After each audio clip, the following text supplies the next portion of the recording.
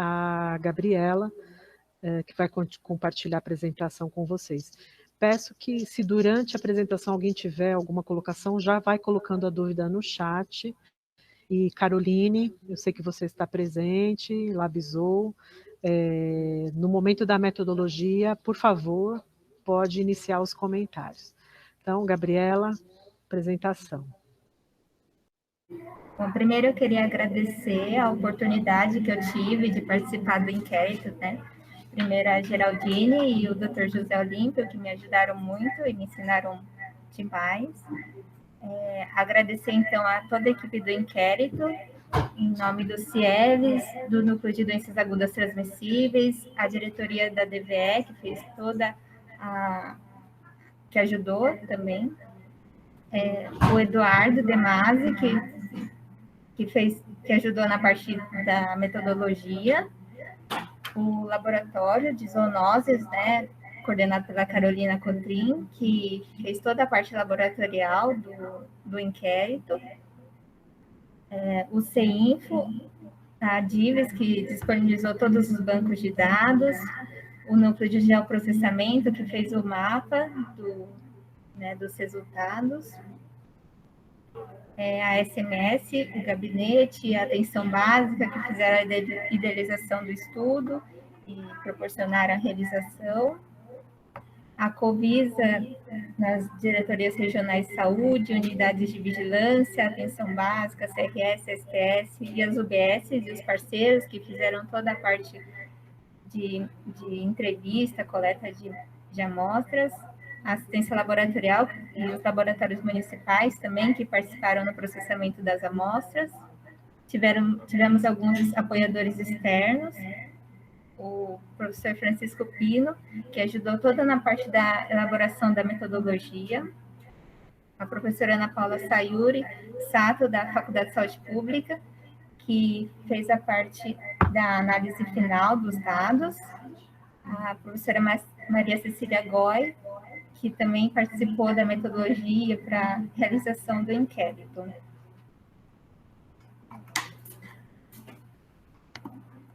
Então, eu vou apresentar os dados do inquérito sorológico, tá? Então, a evolução da prevalência da infecção no município de São Paulo. Foram, no final, 12 fases, sendo que 7 fases foram em 2020, de junho a setembro, a cada 15 dias. Em 2021, foram 4 fases, de janeiro a fevereiro, e uma em abril. Então, iniciando falando da pandemia, da Covid, em dezembro de 19 foi notificado o surto de pneumonia na cidade de Wuhan, na China. Posteriormente, foi feita a identificação do vírus SARS-CoV-2, que causou a doença Covid-19. Em janeiro de 2020, a OMS declarou a Covid-19 como uma emergência de saúde pública de importância internacional. E em março, o surto da Covid foi considerado uma pandemia global. No Brasil, a OMS declarou emergência em saúde pública de importância nacional em fevereiro de 2020. O primeiro caso diagnosticado aqui em São Paulo no Brasil, foi em São Paulo, em 26 de fevereiro, de um viajante que tinha provindo da Itália. Em 20 de março, foi declarado estado de transmissão comunitária em todo o território nacional. Diante desse cenário epidemiológico, né, para conhecer a disseminação da doença e os indivíduos que possuíam anticorpos SARS-CoV-2, vários países do mundo e regiões também fizeram estudos, né, de inquéritos sorológicos para conhecimento da doença. Aqui tem alguns exemplos, então eu tentei pegar cada parte do mundo. Então, na Argentina, eles fizeram um inquérito de 5 meses na cidade de Santa Fé. Na África, eles fizeram um inquérito entre amostras de sangue de doadores de sangue. Nos Estados Unidos, eles fizeram um inquérito abrangendo 150 estados, a partir de setembro de 2020, na China, na própria cidade de Wuhan, eles fizeram um inquérito entre pacientes de hospitais, pacientes internados, e os profissionais de saúde que trabalhavam nesses hospitais. No Irã, eles também fizeram um inquérito grande, que eles pegaram tanto a população geral que estavam registrados no sistema de saúde, como profissionais de saúde, profissionais de alto risco, né? Então, podia ser desde trabalhadores de supermercado, dos hospitais. Na Suíça, também foi um inquérito grande, de 5 fases também, e eles pegaram pessoas que participavam de um inquérito anual de saúde. Agora, no Brasil, a gente tem tanto estudos de populações, então no Maranhão e no Espírito Santo foi a população em geral.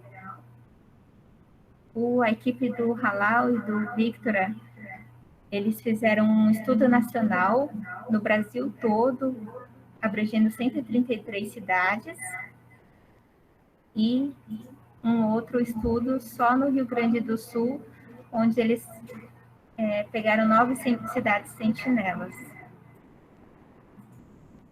Aqui no estado de São Paulo, a gente consegue já ver alguns estudos mais específicos. Então, em Ribeirão Preto, eles fizeram um estudo de instituições de longa permanência. E em São Carlos também foi um inquérito da própria população do município. Agora, no município de São Paulo, os estudos que a gente acha principalmente são das grandes instituições, né? Que eles fizeram a prevalência entre os profissionais de saúde das instituições, então da Unifesp, da Santa Casa, do Sírio-Libanês. E o maior estudo foi o do Fleury, que ele pegou 6 distritos aqui do município de São Paulo, foram 6 fases a cada 3 meses, e esse estudo começou lá em junho de 2020 e foi até agora, em abril de 2021. Cada fase eram cerca de 1.200 coletas. Aqui em São Paulo, então, no município de São Paulo, a Secretaria Municipal de Saúde fez o estudo junto com a Covisa, e foram 12 fases no total, começando lá em junho também, e também terminou agora em abril. Esse estudo a gente selecionou 4 fases para o artigo científico, que já foi publicado na plataforma MedArchive, e também a gente já tem o aceite da Revista de Saúde Pública. A gente está aguardando alguns trâmites para poder publicar. Então, qual era o objetivo do estudo? Estimar a prevalência de indivíduos com 18 anos ou mais residentes no município de São Paulo que apresentassem anticorpos indicativos da infecção pelo vírus SARS-CoV. Estimar a proporção de indivíduos com teste de reagente para SARS-CoV que apresentaram infecções assintomáticas ou subclínicas, aqueles que não apresentaram nenhum tipo de sintoma. E descrever a evolução da prevalência da infecção pelo vírus SARS-CoV ao longo do tempo. O município de São Paulo aqui, ele tem proporções de cidades, de países, né?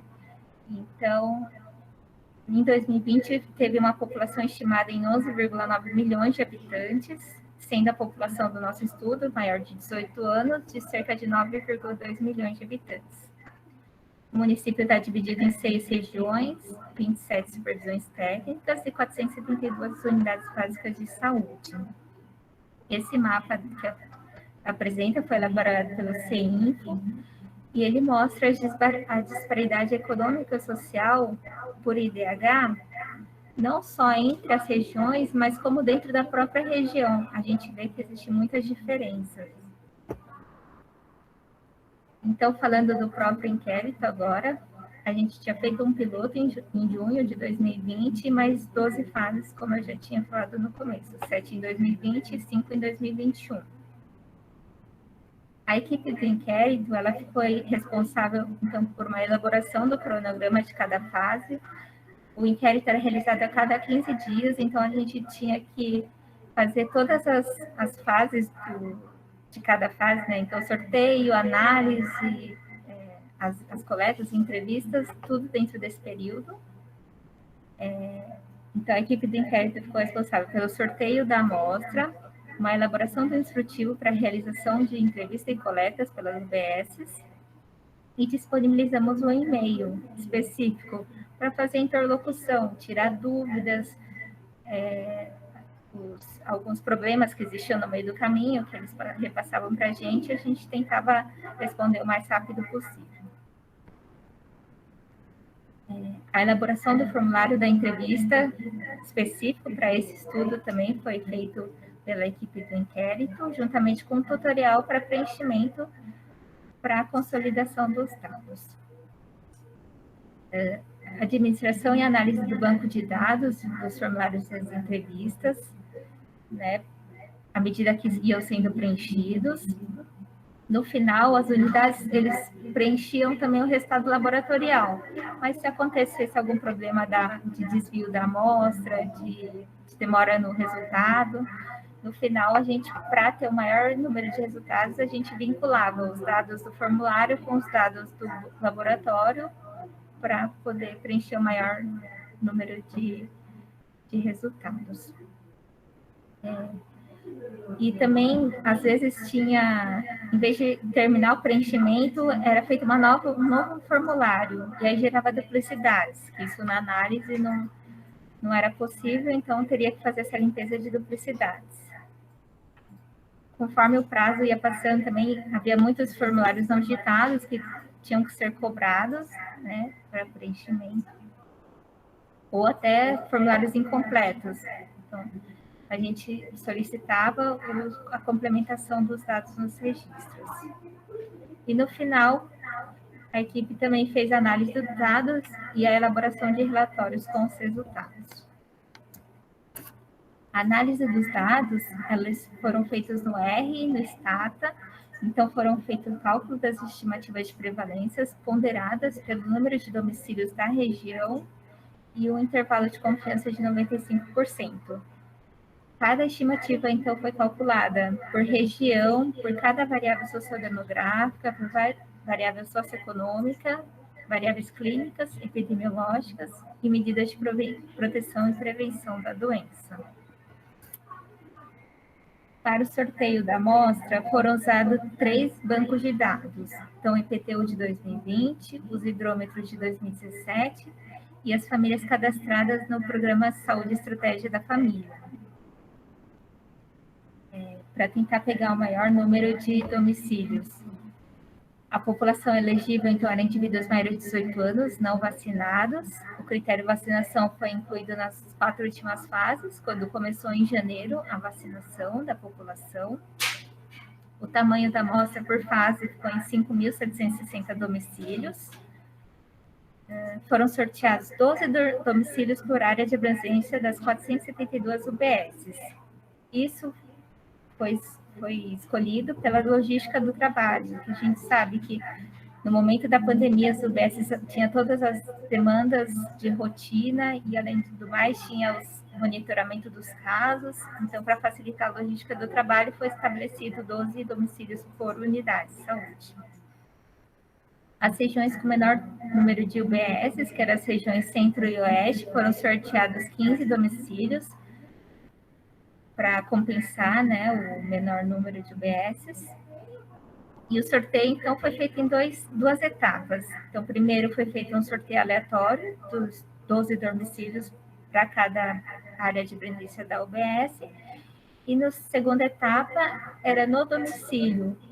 O indivíduo escolhido era o indivíduo maior de 18 anos pelo método do último aniversário. Ou seja, na data de entrevista, quem tinha feito o último aniversário. As UBSs ficaram responsáveis, então, pela entrevista e coleta de amostra, foram utilizados recursos humanos e materiais próprios das unidades, não foi contratada nenhuma empresa terceirizada. A coleta de amostra e de dados foi feita após a assinatura do termo de consentimento livre esclarecido.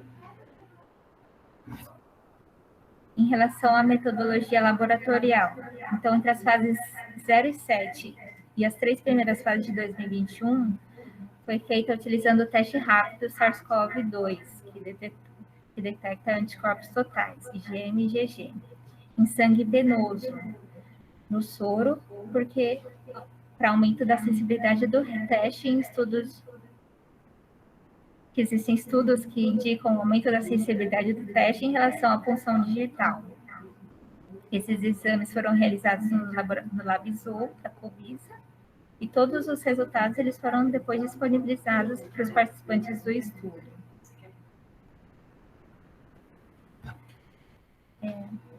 Na fase 4, foram utilizados 2 testes sorológicos diferentes para tentar aumentar a sensibilidade do estudo. Então, além do teste rápido utilizado nas fases anteriores, foi feito também o teste monoenzimático ELISA, que ele detecta anticorpos IgG também. E esses exames também foram realizados no LabZoo.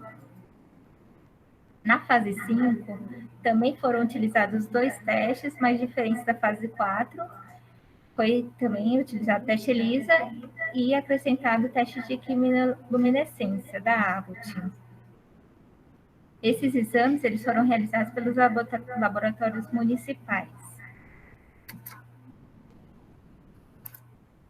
Em relação aos formulários das entrevistas, eles foram editados todos na plataforma FormSUS, pela equipe do inquérito, então foi responsável tanto pela elaboração, manutenção e fechamento. Na fase 9, teve a desativação do FormSUS. Então, rapidamente, a DETIC ela teve que desenvolver uma plataforma para digitação desses formulários. Isso foi o ponto desse caso foi que os formulários não foram mais duplicados, então a gente não precisaria ficar limpando duplicidades e nem tinha erro de digitação do número de digitação. Agora, mostrando um pouco dos resultados. Então, no total, nas 12 fases do inquérito, foram sorteados mais de 69 mil domicílios, sendo quase 25 mil foi possível fazer a entrevista e a coleta. Isso gerou uma taxa de resposta de cerca de 36%. Aqui, entre as fases 0 e até 3 de 2021, a gente vê que a prevalência ela ficou dentro do intervalo de confiança da fase anterior. Então, não teve uma diferença significativa entre as fases. Só na fase 4 e 5 de 2021, quando foram utilizados os 2 testes, a gente consegue ver que essa diferença foi significativa, por causa da maior sensibilidade do teste. Esse gráfico, ele mostra também as prevalências com intervalo de confiança, as fases nas colunas rosa, e em azul, os casos acumulados de Covid notificados no município. E a gente vê que ele não acompanha os casos acumulados, somente quando foi utilizado 2 testes que a prevalência alcança os casos acumulados no mesmo período. Aqui também é só uma representação dos casos notificados. Então, a gente vê que as fases foram realizadas em diferentes momentos da pandemia, então, momentos de pico, momentos de declínio, mas é só uma representação. Aqui, falando especificamente das fases 4 e 5, na fase 4, então, das 1.700 coletas, com teste rápido, a prevalência ficou em 14,6%, e ficaria dentro da faixa de intervalo das fases anteriores. A sorologia com ELISA ficou em 23,7%. E somando os casos positivos dos 2 tipos de testes, chegando a 25% na fase 4. Na fase 5, foram coletadas cerca de 1.500 coletas.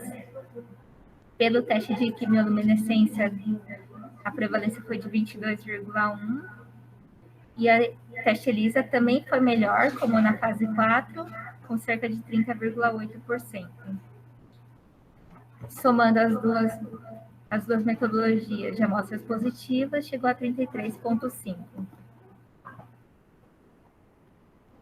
Aqui, agora, pela região, a gente viu que não houve uma diferença significativa entre as regiões, mas que as regiões leste e oeste foram que apresentaram as maiores estimativas em todas as fases, e a centro-oeste as menores. Por faixa etária, as maiores prevalências foram nas menores faixas etárias, porque os estudos foram realizados quando teve a flexibilização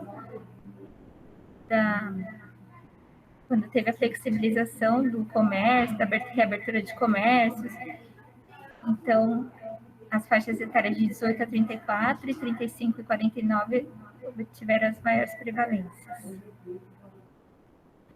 Na última fase, a população de 65 anos e mais não foi possível calcular a prevalência devido à baixa proporção de pessoas. Como teve a exclusão das pessoas vacinadas, então poucas pessoas puderam participar do estudo. Em relação ao sexo, não houve diferença significativa entre as prevalências entre homens e mulheres durante as fases de estudos, mas a proporção de pessoas que aceitaram participar foi bem maior no sexo feminino.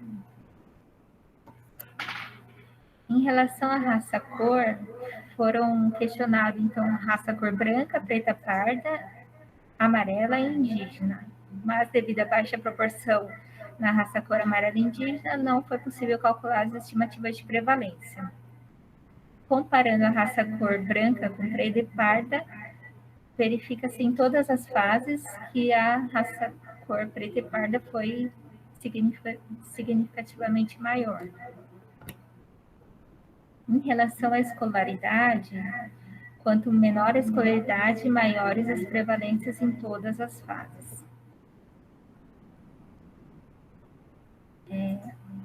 Sobre o número de moradores no domicílio, então foi questionado de 1 a 2 moradores, 3 a 4 ou 5 ou mais.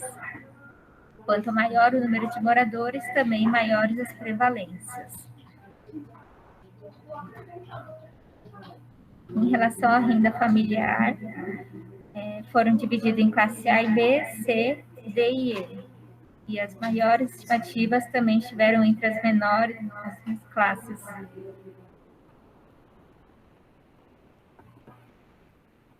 Em relação ao IDH, da mesma forma que o IDH abrange as variáveis anteriores, então de escolaridade, renda e habitação, as maiores prevalências foi na faixa de IDH mais baixo. Em relação ao distanciamento social, a maioria das pessoas referiram praticar o distanciamento social parcialmente ou totalmente. Da mesma forma, o uso de máscara, a maioria referiu o uso de máscara sempre. De forma correta ou não, referiram que utilizaram. Em relação à situação de trabalho, então foi questionado se a pessoa era desempregada, não trabalhava fora de casa, trabalho misto ou em teletrabalho. E as maiores prevalências foram encontradas naquelas que circulam mais, ou seja, trabalhando fora de casa ou que estava desempregada, à procura de trabalho. Em relação ao transporte coletivo, não houve diferença significativa entre as prevalências, devido também à baixa proporção de pessoas que referiram usar o transporte coletivo. Em relação aos casos assintomáticos, teve uma pequena variação entre as fases, mas alta proporção de pessoas assintomáticas em relação aos outros estudos. Então, dessa forma, a gente conclui que a estimativa de prevalência de anticorpos contra SARS-CoV foi significativamente maior quando combinado com uma segunda metodologia laboratorial. Houve um aumento da prevalência entre os indivíduos mais jovens ao longo do tempo, possivelmente pela retomada econômica com a diminuição das restrições e a reabertura do comércio, e foi bem no período do início do estudo. As maiores prevalências, então, estão associadas às populações mais vulneráveis, então, com IDH médio e baixo, indivíduos de menor renda, raça cor preta e parda e menor nível de escolaridade. Teve uma alta proporção de casos assintomáticos, e os resultados corroboram com a necessidade de manutenção das medidas de proteção e prevenção da doença. Finalizando, então, o estudo ele permitiu conhecer os determinantes sociais da doença, da infecção por SARS-CoV, a tendência e o padrão de distribuição da infecção na população adulta do município de São Paulo, mostrou a viabilidade de realização de estudo epidemiológico utilizando os próprios recursos dos serviços de saúde e o uso de registros administrativos como fonte de dados para a amostra de domicílios. É isso.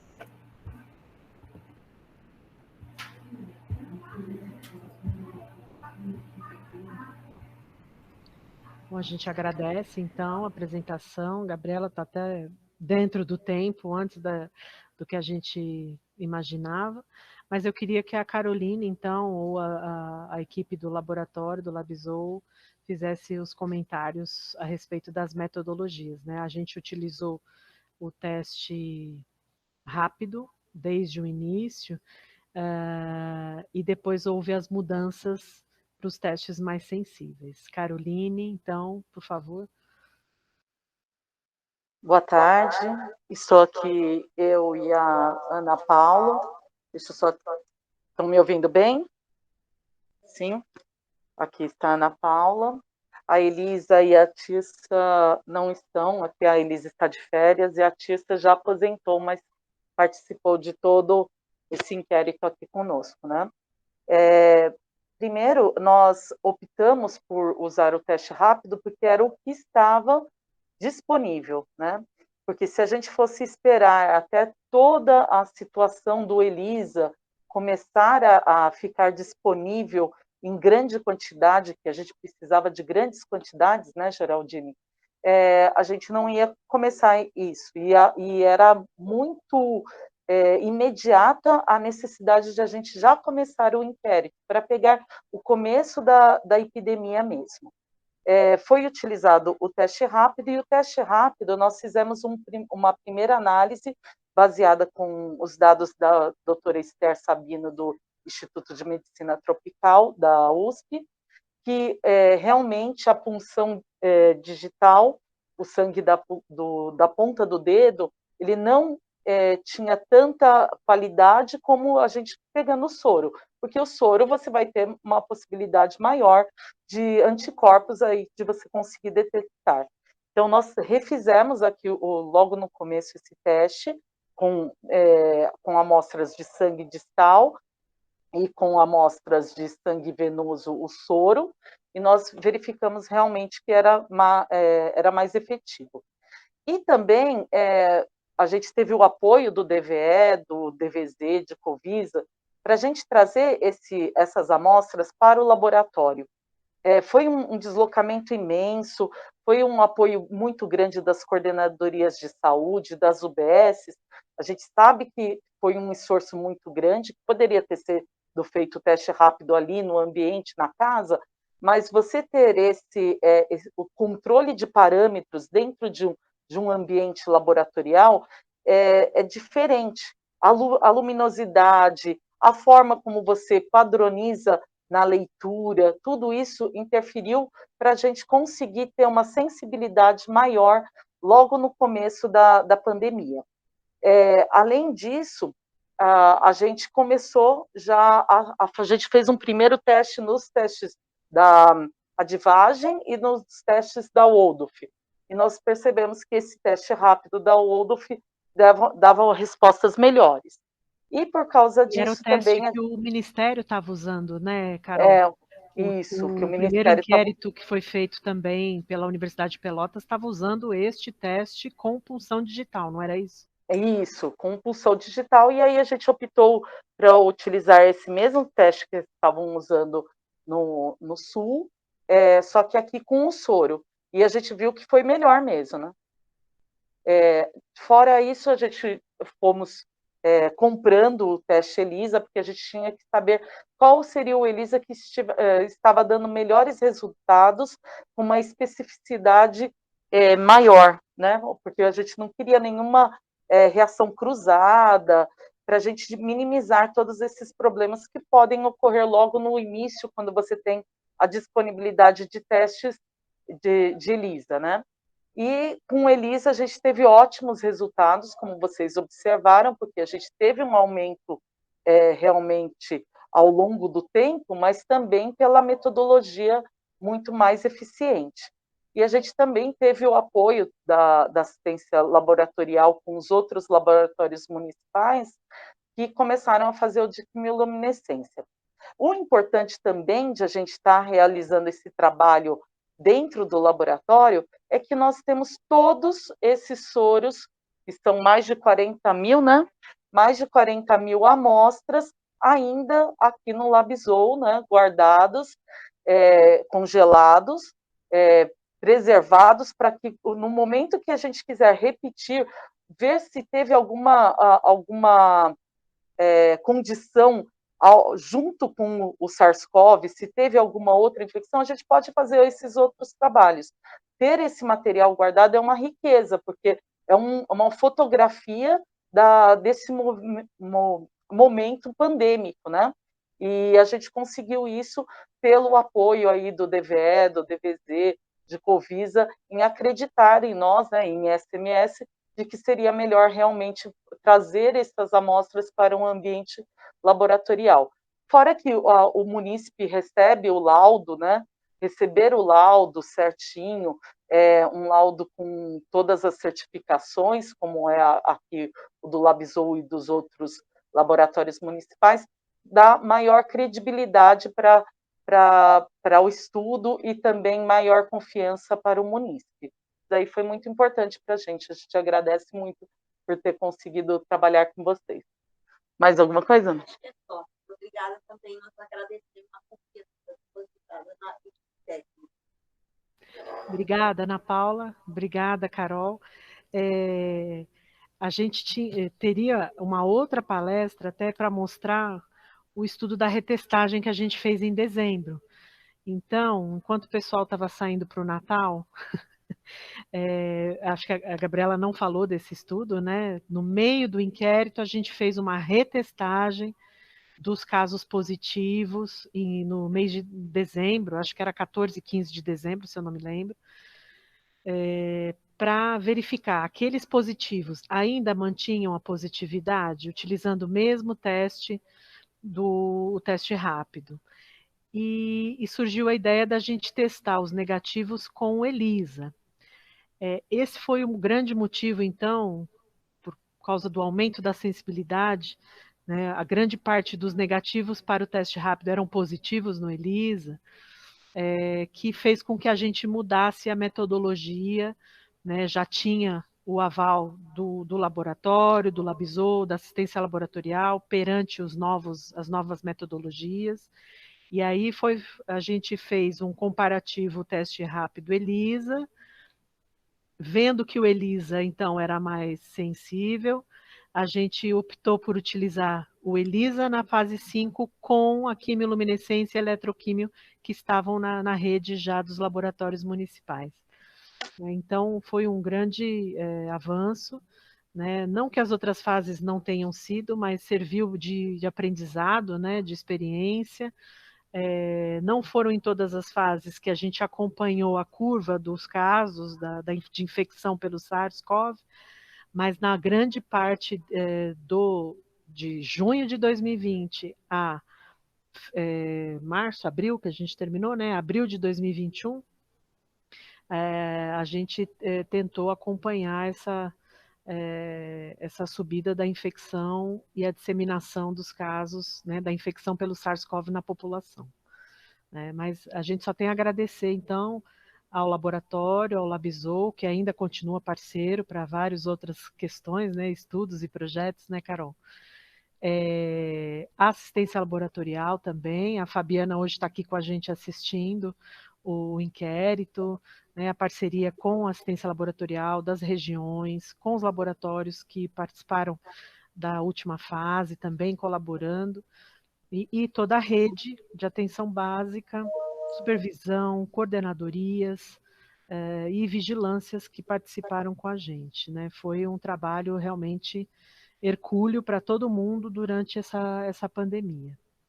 Alguém tem perguntas? Não vejo nada no chat, não tem dúvidas. Nós vamos disponibilizar essa apresentação. Inclusive, a gente tem o link para a publicação na plataforma MediArchive, ainda é o estudo pré-print, né, sem revisão, o artigo desse inquérito todo, de todas essas fases.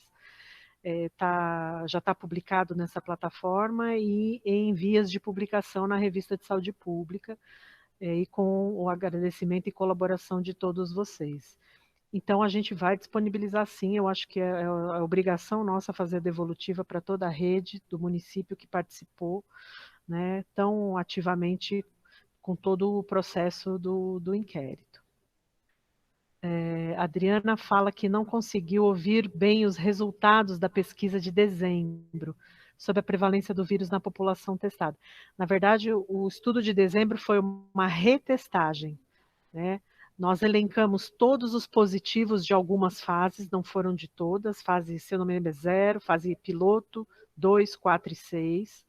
Era uma média de 1.000 pessoas positivas em todas essas fases, e as unidades resgataram estas pessoas e testaram novamente, tá?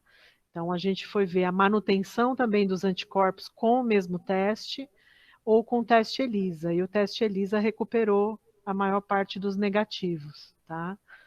A gente avaliou a sustentação desses anticorpos através dessa metodologia, vimos a maior sensibilidade do ELISA, é uma outra palestra, né? A gente pode marcar para fazer a apresentação da retestagem dos casos positivos, que foi feita no mês de dezembro. Ela não está citada aqui neste inquérito, tá?